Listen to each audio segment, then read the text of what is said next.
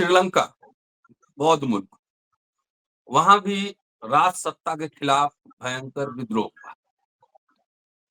प्रधानमंत्री राष्ट्रपति को छोड़कर भागना पड़ा। जहाज सीन आपको याद होगा। बांग्लादेश, इस्लामिक कंट्री, शेख हसीना 20 सालों तक हुकूमत करती रही। जनता का, खास तौर से छात्रों का विद्रोह हुआ। शेख हसीना को छोड़कर भागना पड़ा अपना देश और भारत में शरण लेना पड़ा।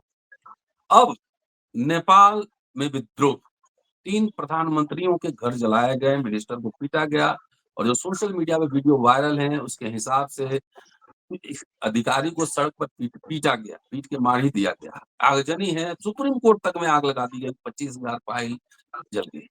क्या इसकी वजह सिर्फ सोशल मीडिया पर बैन है, बेरोजगारी, भ्रष्टाचार है, या साउथ पूरा एशिया जो उबल रहा है इसके पीछे क्या वजह है? इमीडिएट कारण जाहिर है, लग रहा है कि सोशल मीडिया पर बैन है, लेकिन अभी अमेरिका के साथ टैरिफ वॉर, चीन में एससीओ की मीटिंग, फिर विक्ट्री परेड, वहां पे नेपाल के प्रधानमंत्री का आगमन और तमाम ये सब घटनाएं घट रही है। भारत के साथ भी पड़ोसी मुल्क के, किसी भी मुल्क के अच्छे रिश्ते नहीं है। क्या है मायने और क्यों उबल रहा है दक्षिण एशिया, भारतीय उपमहाद्वीप, ये समझने की कोशिश है। कानूनविद और वरिष्ठ पत्रकार संपादक जेपी सिंह साहब मौजूद हैं इस एपिसोड में। चलते हैं उनके पास सीधा बात करते हैं। स्वागत है सर जी। देखिए सर, चाहे लोकतांत्रिक देश हो या लोकतंत्र के नाम पर इनडायरेक्ट तानाशाही हो या सीधे प्रत्यक्ष तानाशाही हो, पार्लियामेंट्री फॉर्म ऑफ गवर्नमेंट हो या प्रेसिडेंट फॉर्म ऑफ गवर्नमेंट हो, अगर आप जनता के असंतोष को, जन आक्रोश को फूटने नहीं देंगे, अगर आप उनको अपने जो है बल से क्रश करेंगे, दबाएंगे। तो एक न एक दिन वो ज्वालामुखी के रूप में फूटेगा ही, जैसा कि आपने श्रीलंका और बांग्लादेश में बताया और अब नेपाल में हो रहा है। नेपाल में तो अभी हिंसा पर उतारू भीड़ है और आपने पूरा गिनाया कि क्या क्या कर दिया। पार्लियामेंट जला दिया, अखबार के दफ्तर जला दिए, न्यूज चैनल के दफ्तर जला दिए, कितने लोगों को पीट पीट के मार डाला, गोली भी चली है वहां, कई लोग मारे गए हैं उसमें। आज सेना ने वहां मोर्चा संभाल लिया है, पूरा सेना ने अपना चारों ओर पंजा फैला दिया है। इसकी अंतिम परिणति क्या होगी अभी सब भविष्य के गर्भ में है। क्यों? क्योंकि न तो श्रीलंका में, न तो बांग्लादेश में और न ही नेपाल में कोई जयप्रकाश नारायण जैसा आंदोलन जो है वो 75-76 का है कि जिसमें ये कहा जाए कि भाई ये आंदोलन चल रहा है, इसके पृष्ठभूमि में ये विस्फोट हुआ है। तो ये एक प्रकार से स्वतः स्फूर्त विस्फोट कह सकते हैं, या इस पर जो भी समाजशास्त्री या जो इसके शोधक हैं वो बता सकते हैं। लेकिन जन आक्रोश दबाना राज सत्ताओं को इसी तरह महंगा पड़ता है। और आपको याद होगा कई वर्ष पहले चीन के थियाननमेन चौक में पूरे चीन के छात्र लाखों की संख्या में इकट्ठा हो गए थे और जी चीनी जी। सरकार के हाथ पांव फूल गए थे। वो तो बिल्कुल प्योर लेफ्टिस्ट सरकार थी वहां। यहाँ तो मान लीजिए कि नेपाल में लेफ्टिस्ट लोग थे अभी सत्ता में, प्रचंड से लेके ओली तक, और आपके श्रीलंका में तो लेफ्टिस्ट नहीं थे, बांग्लादेश में तो लेफ्टिस्ट नहीं थे। लेकिन जो जन आक्रोश या जो बेरोजगारी, भ्रष्टाचार, आपका क्या कहते हैं, सब पर जो प्रतिबंध था, उसके साथ सोशल मीडिया पर भी प्रतिबंध था, जिससे आदमी कम से कम अपनी भड़ास तो निकाल लेता था, कुछ लिख करके, कुछ कह करके, उस पर भी आपने प्रतिबंध लगा दिया। तो एनफ इज एनफ। 2008 से वहां गणतंत्र स्थापित हुआ है और प्रचंड से लेके ओली तक वहां जो है एक के बाद एक प्रधानमंत्री बने हैं। अपनी तिजोरियां भरने के अलावा इन्होंने किया क्या है? कल मैं एक जगह सुन रहा था कि ओली साहब का जो है कंबोडिया में अरबों खरबों का निवेश ओली साहब ने कर रखा है। भैया कौन सा पैसा लाके कहाँ कैसे निवेश कंबोडिया में कर रखा है? वो नेपाल में भी तो कर सकते थे, बेनामी कर सकते थे, लेकिन पैसा इन्वेस्ट करना हुआ तो कंबोडिया में इन्वेस्ट किया है। प्रचंड साहब भी लेफ्टिस्ट हैं। प्रचंड साहब के बारे में भी सब इसी तरह भ्रष्टाचार और कदाचार के सब आरोप हैं। नेपाल के लोगों से जाके पूछिए, समझिए, तब आपको पता चलेगा। अब 2008 से गणतंत्र की स्थापना हुई, राजतंत्र खत्म हुआ, लेकिन अभी तक का इतिहास देखें तो सत्ता में बैठे लोगों का आम जनता के दुख दर्द, नौजवानों के प्रति जो रवैया है वह अत्यंत शर्मनाक रहा है। इसको नई पीढ़ी का आंदोलन कहा जा रहा है, जनरेशन जेड कहा जा रहा है। जी, जनरेशन जेड का जनरेशन अर्थ जेड। लोगों ने ये बताया है कि 1997 से 2012 के बीच में जो लोग पैदा हुए हैं, ये विस्फोट उनका विस्फोट है। तो 2013 में जो पैदा हुआ है, 2012 में उसका तो 13 साल उम्र है, लेकिन जो 97 में पैदा हुआ है तो उसका 28 साल उम्र है। मतलब कहने का मतलब है कि ये बिल्कुल किशोर अवस्था से निकलते निकलते और 28 साल की उम्र में जो बेरोजगार लोग हैं, जिनको रोजगार नहीं मिल रहा है, जिनको जो है खाड़ी देशों में पलायन करना पड़ रहा है, जिनको वो काम करने पड़ रहे हैं जो काम वो करना नहीं चाहते, लेकिन पेट पालने के लिए, गरीबी के लिए वो काम करने पड़ रहे हैं, ये उनका जो है सोशल मीडिया पर विस्फोट के नाम से, ये जो सोशल मीडिया पर बैन लगा उसके नाम पर जो ये विस्फोट हुआ है, जो आंदोलन शुरू हुआ है, वो इस प्रतिबंध को हटाए जाने तक ही सीमित रहने की संभावना नहीं के बराबर। अभी ये हम्म। आंदोलन काफी आगे जाएगा, लेकिन चूंकि इसका कोई आइडिया लॉग समझ में नहीं आ रहा कि कौन है जो इसके पूरे आंदोलन के पीछे है। हालांकि कुछ लोग इसमें इंटरनेशनल डिजाइन भी देख रहे हैं, कुछ लोग इसमें चीन CIA। वर्सेस अमेरिका का हाथ भी देख रहे हैं। जिस तरह जो है बांग्लादेश में कहा जाता है कि अमेरिका की वजह से जो है वहां बांग्लादेश में विद्रोह हुआ। विद्रोह चाहे जिसकी वजह से हुआ हो, लेकिन छात्रों का जो संतोष है, जो युवा पीढ़ी का संतोष है, उसको आप जो है केवल किसी देश का नाम लेकर खारिज नहीं कर सकते। अगर वो असंतोष नहीं होता तो किसी देश के कहने से किसी देश के युवा जो है उस सड़क पर नहीं उतरेंगे, ऐसा मेरा व्यक्तिगत मानना है। जी। बेरोजगारी हो, औद्योगिकरण हो, युवाओं को रोजगार की तलाश में खाड़ी देशों का पलायन का मामला हो, देश की किसी भी समस्या का समाधान 2008 से अभी तक नहीं हो सका। उल्टे राजनेताओं की तिजोरियां भरती चली गई हैं। हमने बताया कि ओली साहब के बारे में, कंबोडिया में इनका बहुत बड़ा निवेश है। ऐसी स्थिति में जब लोगों ने देखा कि सरकार अब उन साधनों पर भी रोक लगाने के लिए आमादा है जिनके जरिए वे अपना दर्द आपस में शेयर कर सकते हैं, तो जनता के सब्र का बांध टूट गया।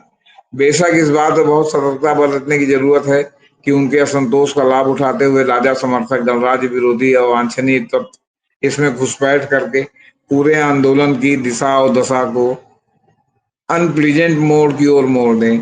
या मान लीजिए कि अभी जो असंतोष हुआ उसके नाम पर सेना ही कब्जा करके जो बैठ जाए, अभी सेना तो की तानाशाही हिंसा शुरू जारी हो है। जाए। हाँ, वो सब जारी है। तो कहने का मतलब है कि नेपाल की बहुत ही संवेदनशील स्थिति है और बहुत ज्यादा जो है सतर्कता बरतने की जरूरत है वहां के लोगों की। भाई हम लोग तो भारत में रहते हैं, हम लोग जो है उनके बारे में सोचने के अलावा और क्या कर सकते हैं। तो वहां के हम्म। ही लोगों ने विद्रोह किया और वहां के लोग ही इसको जो है, तो कभी होता है कि वहां की सरकार चीन समर्थक है, तो कभी होता है कि भारत समर्थक है, तो कभी होता है कि चीन का वहां ज्यादा जो है सब काम मिलने लगा, तो कभी कुछ कभी कुछ कभी कुछ। जबकि भारत और नेपाल का चोली दामन का साथ है। पूरी गोरखा ब्रिगेड है जो है भारतीय सेना में नेपाल की, और हर साल पता नहीं लाखों रुपया जो है पेंशन के रूप में गोरखा ब्रिगेड के रिटायर्ड लोगों को नेपाल जाता है। नेपाल और भारत में वैवाहिक रिश्ते भी हैं जो सीमावर्ती इलाके हैं, और जो बिहार का सीमावर्ती इलाका जुड़ा है, या इधर तराई में आपके लखीमपुर खीरी से जुड़ा हुआ है, वहाँ इधर वालों की शादी उधर, उधर वालों की शादी ब्याह भी इधर उधर होता है। तो काफी चोली दामन का साथ है। बड़े दो देशों सीमा रेखा बनी हो, लेकिन दो देशों दोनों की अपनी अपनी नीतियां हों, लेकिन भारत का उनके साथ काफी संबंध। अब जहां तक सवाल है कि नेपाल में तख्ता पलट, तो नेपाल में जो है राष्ट्रपति और प्रधानमंत्री दोनों जो है वो क्या कहते हैं इस्तीफा दे चुके हैं। वहां के राष्ट्रपति ने भी इस्तीफा दे दिया है, प्रधानमंत्री ओली भी इस्तीफा दे के कहीं छिपे हुए हैं। बताया जाता है कि वो सेना के शरण में है। कुछ लोग कहते हैं कि भारत की सीमा में है। भाग गए। कुछ लोग कहते हैं कि वो भारत से शरण लेने की कोशिश कर रहे हैं। तो कुछ लोगों का सुझाव है कि जब उन्होंने पूरा निवेश कंबोडिया में कर रखा है तो उनको कंबोडिया में जाके शरण लेनी चाहिए। अब हालत वहां सामान्य नहीं है इनके हटने के बाद भी। इस्तीफा देने के बाद सेना ने कमान संभाल ली है। ओली के इस्तीफा देने के बाद सेना ने युवाओं से विरोध प्रदर्शन खत्म करने की अपील की है। और बवाल के बीच काठमांडू शहर में अगले आदेश तक कर्फ्यू जारी रहने का फैसला लिया गया है। काठमांडू में नेपाली सेना गश्त कर रही है, जहां पिछले 2 दिनों से हिंसा जारी और विरोध प्रदर्शन हिंसक हो गया है। काठमांडू एयरपोर्ट बंद है। काठमांडू एयरपोर्ट की सभी फ्लाइट्स कैंसिल कर दी गई है। रोजाना संचालित होने वाली 250 से अधिक फ्लाइटें प्रभावित हुई हैं। इनमें air India, Indigo fly, Dubai air Arabia, Singapore airlines जैसे एयरलाइंस भी शामिल हैं। नेपाल सरकार ने काठमांडू और आसपास के इलाके में निश्चितकालीन कर्फ्यू लागू कर दिया है। सोशल मीडिया प्रतिबंध हटाए जाने के बावजूद उपद्रव जारी है और राजधानी में तनाव बरकरार। अब सरकार ने फेसबुक, इंस्टाग्राम, व्हाट्सएप, यूट्यूब समेत 26 प्रमुख मीडिया प्लेटफॉर्म पर लगाए प्रतिबंध 9 सितंबर से हटा दिया है नेपाल में, जिसको लेकर के ये विद्रोह जो है कि मतलब एक शुरुआत हुई। हालांकि प्रतिबंध हटाए जाने के बावजूद प्रदर्शनकारी अब सिर्फ सोशल मीडिया खुलवाने तक सीमित नहीं है, बल्कि भ्रष्टाचार, बेरोजगारी और राजनीतिक जवाबदेही जैसी व्यापक मांगे कर रहे हैं।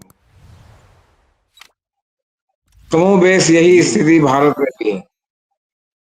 वही यहाँ भी युवाओं में सोशल बहुत मीडिया पे असंतोष है, प्रतिबंध। बेरोजगारी बहुत ज्यादा है, दमन बहुत ज्यादा है। जो आप कंपटीशन के एग्जाम कर रहे हैं उसमें जो बेईमानी हो रही है, जिस तरह उसमें जो है बेईमानी करके जो है ईवीएम की तरह चीजों को मैनिपुलेट करके जिसको चाहा जाता है उसको नौकरी मिलती है, जिसको नहीं चाहा जाता उसको नौकरी मिलती है। वो बेरोजगारी की भीड़ में ही लगातार शामिल होकर उनकी संख्या बढ़ाता रहता है। लेकिन जो और सब जगह नहीं है वो यहाँ है। वो यहाँ है कि युवाओं के हाथ में मंदिर, मस्जिद वगैरह वगैरह का जाति। झुनझुना थमा दिया गया है, जो जिस अफीम को खा करके वो बेरोजगारी के सवाल पर एकजुट होकर नहीं लड़ सकते, वो जी भ्रष्टाचार के खिलाफ एकजुट होकर नहीं लड़ सकते। वहाँ हिंदू, मुसलमान, अपर कास्ट, लोअर कास्ट, दलित, ईबीसी, अपर कास्ट, ये सब दुनिया भर की बाधाएं जो है मतलब क्या कहते हैं बीच में उत्पन्न हो जा रही हैं, जिसके कारण यहाँ बचा हुआ है। वरना स्थिति यहाँ भी उसी तरह विस्फोटक है जैसे कि भारत के पड़ोसी देशों में विस्फोटक स्थिति है। ऐसा मेरा व्यक्तिगत रूप से मानना है।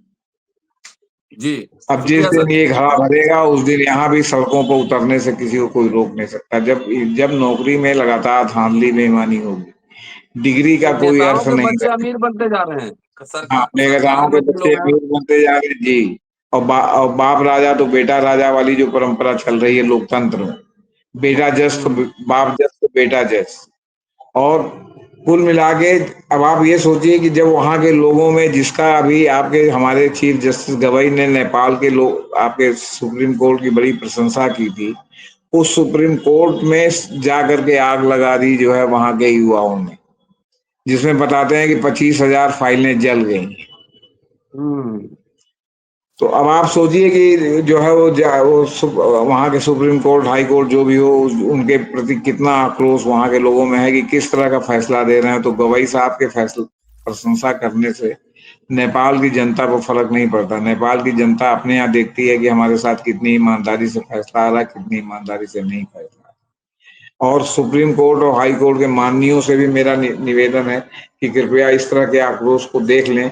कहीं उनके खिलाफ आक्रोश लोगों में फूटा तो वो दोष जो है दूसरों को मत देंगे, स्वयं अपने जो है आचरण में झांक के देखेंगे कि हमारे किस आचरण से ये आक्रोश जो है फैला और किस आक्रोश और ये आक्रोश पर जो आए दिन अनाप शनाप आदत हो रहे हैं, जो अनाए दिन सरकार की पक्षधरता दिखाई जा रही है और लोगों के साथ अन्याय हो रहा है। ये अन्याय जो है होते होते होते होते जब घड़ा भरता है तो बिना विद्रोह के फिर वो रुकता नहीं है, भले उसमें चाहे जिसका जितना नुकसान हो, कोई मारा जी जाए या जी बचे। ये स्थिति जी नेपाल में हो गई। सुप्रीम कोर्ट तक जला दिया है तो इसका मतलब सुप्रीम कोर्ट तक से वो संतुष्ट नहीं है, तभी तो सुप्रीम कोर्ट में आग लगाई है। हम्म। अखबार से संतुष्ट नहीं है क्योंकि अखबार गोदी मीडिया बन गए हैं। न्यूज चैनल से संतुष्ट नहीं क्योंकि न्यूज चैनल गोदी मीडिया बन गए हैं। तो कहने का मतलब है कि ये जो जन आक्रोश है अब ये फूटा तो है, लेकिन अब ये सही परिणति होगी या ये जो है गलत ट्रैक पर जाएगा, ये अभी फिलहाल देखने वाली बात है। असेसमेंट बाकी क्योंकि है। हम लोग प्रयागराज और दिल्ली में बैठ करके देख रहे हैं, नेपाल की जो है वो भूमि पर तो हम है नहीं कि जो हम स्टेट ऑफ माइंड समझे कि वहाँ के युवकों का वास्तव में क्या स्टेट ऑफ माइंड है और इसके पीछे कौन आइडिया लाग है, कोई है या नहीं है या दिशाहीन आंदोलन है। तो ये सब हम्म। बातें हैं जी। ठीक है सर, शुक्रिया। तो भारत को सीख लेने की जरूरत है। साउथ एशिया, दक्षिण एशिया उबल रहा है। यहाँ भी बहुत सारी समस्याएं हैं, लेकिन आप धर्म, जाति, सेक्ट, गोबर गोमूत्र में फंसे रहिए। नौकरियां खत्म, बेरोजगारी बढ़ रही है, शिक्षा खत्म, स्वास्थ्य खत्म, सब कुछ खत्म, और नेताओं के बच्चे अमीर बन रहे हैं। शुक्रिया, देखते रहिए Ambedkar Nath. Thank you sir.